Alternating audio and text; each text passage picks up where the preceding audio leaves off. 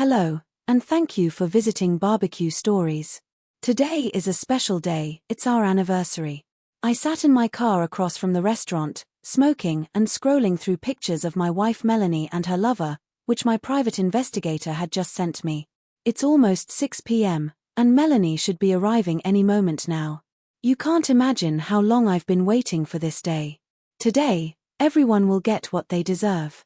My name is Roy, 35, and I've been married to Melanie, 34, for 7 years, after dating her for just 1 year. Our relationship started like many others. I've always found it easier to work with computers than to socialize, especially when it came to women. One day, I went to a cafe where Melanie worked as a waitress. She accidentally mixed up my order with someone else's. I was immediately drawn to her, the blue-eyed blonde, so I struck up a conversation. We clicked right away, and she gave me her number. The very next day, we met again to get to know each other better. Things moved quickly from there into marriage. It just felt so natural, so easy, like we were meant to be together. The first years of our marriage were, in my eyes, perfect. The only thing we rarely talked about was my job. Melanie thought I was just a sales agent for security systems. She wasn't interested in computers or data security. In reality, my job gave me nearly unlimited access to secrets and the data stored on our clients' computers. I couldn't talk about it with anyone, not even my wife, due to non-disclosure agreements. Ironically, it was my job that exposed Melanie's affair by pure chance. The law firm where she worked was a client of my cybersecurity company. Their managing partner had ordered an audit because sensitive data was being leaked to competitors. During the investigation, I noticed that Melanie was constantly chatting with a guy named Jonathan, and they often left work together or stayed late. We eventually caught the data leaker and fired him, but my suspicion of Melanie's cheating grew stronger. I decided to install tracking and listening software on her phone. While I was away on a business trip, I saw that Melanie wasn't heading home after work but to another part of town. I texted her, saying I'd finished work early and would be home that evening. Then I activated the listening software and waited. About half an hour later, I heard her moaning, screaming Jonathan's name. After their passionate session, she checked her phone and replied to my message, telling me she loved me too and would see me soon. I heard a male voice ask who had texted her, and she casually replied it was me, saying I'd be home early. Jonathan was surprised. I thought he was on a business trip, he asked. Yeah, but I guess he wrapped up quickly today, Melanie replied. Then Jonathan asked if I suspected anything. Unlikely, she said. He's been so busy and exhausted lately. All I care about is that he provides well for us. That was enough confirmation. Melanie was cheating on me with Jonathan. I couldn't believe I hadn't noticed sooner. I had made a huge mistake by completely trusting her. My drive to work and frequent business trips had given her ample opportunity to carry on her affair right under my nose. Over the next few weeks, I gathered all the details, photos from the private investigator, conversations with a divorce lawyer. Then Melanie dropped the news, she was pregnant. Naturally, she said nothing about Jonathan being the father.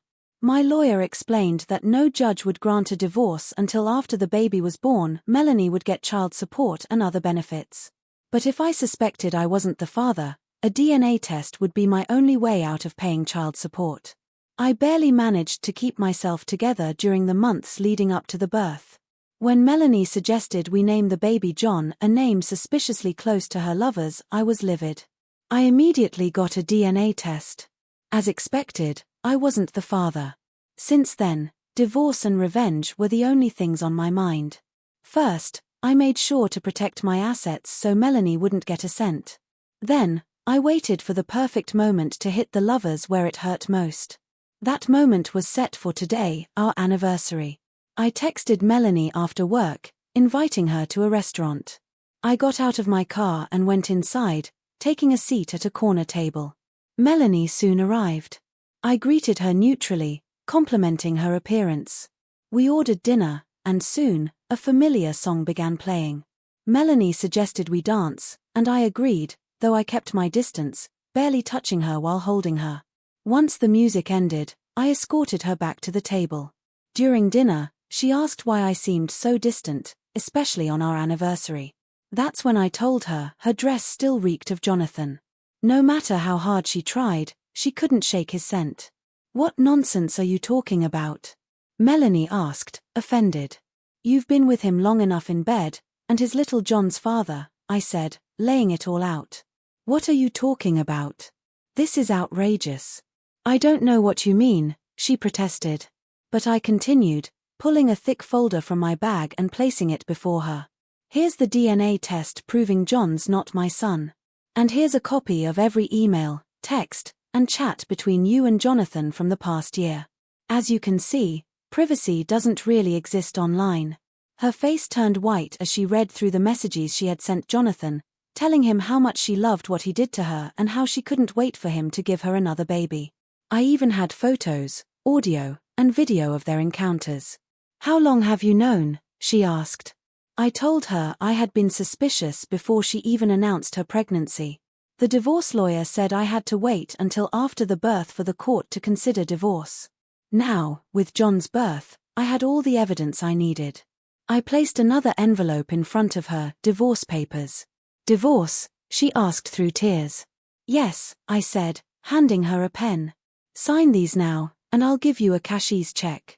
Don't ask for anything more. I already know about your little secret savings fund, and you can keep it. Your belongings were moved to your mother's house earlier today, and yes, she knows. She's disappointed, but she agreed to let you stay until you get on your feet, for the boy's sake, not yours.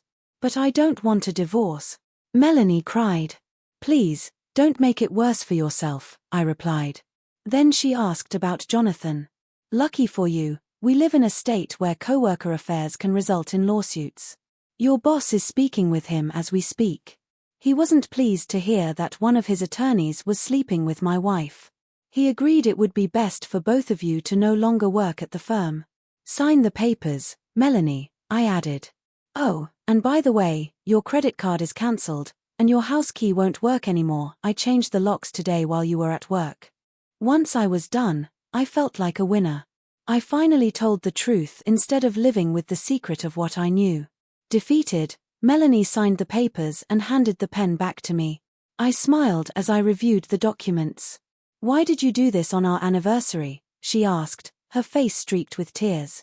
Do you have any idea how humiliating this was for me? Do you have any idea how humiliating it was for me to discover you'd been playing me this entire time? I responded. Her words sparked a burning rage inside me. My fists clenched, and I slammed them on the table, startling her. It was humiliating to find out you were cheating. It was humiliating to find out John isn't my son. Don't even try to make me feel sorry for you. We're done. I don't ever want to see you again, Melanie. With that, I returned to my meal, ignoring her as she wiped away her tears, stunned by my final dismissal. I'm sorry, Roy, she whispered. I looked up from my food and said, well, you certainly are guilty. Now, have a nice day. Say hi to your mom for me. Oh, and happy anniversary. She ran from the table, sobbing. I smiled and returned to my meal. In truth, I was emotionally wrecked. 7 years of marriage had crumbled. But at least the worst was behind me. In the months that followed, I watched as Melanie tried to pick up the pieces of her life. After the divorce and her firing, she moved in with her mother, taking baby John with her. Jonathan was also let go from the firm, and from what I know, Melanie suggested they move in together and raise their child. But Jonathan refused and moved away. She hadn't expected the father of her child to abandon her like that. Unfortunately, under the weight of stress, job search struggles, and caring for John alone, Melanie began to drink heavily. It was sad to see her fade away. Dear listener, if you enjoyed the video, please like, comment, and consider subscribing to the channel for more content.